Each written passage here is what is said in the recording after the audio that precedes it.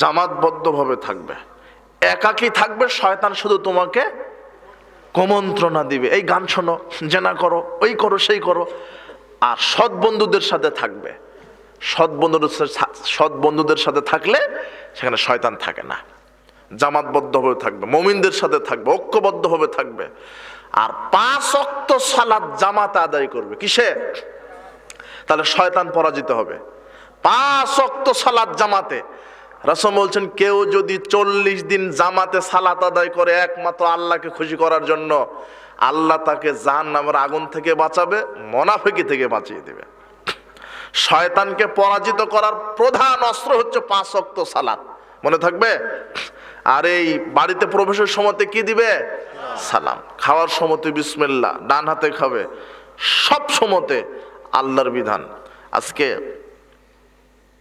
আল্লাহর নিকটে দোয়া করি, আজকের ইসলামী সম্মেলনে যেই মানুষগুলি এসেছে, আল্লাহ তুমি সুবহানাল্লাহ, এই প্রশ্নগুলি আছে, আগে বলতেন না।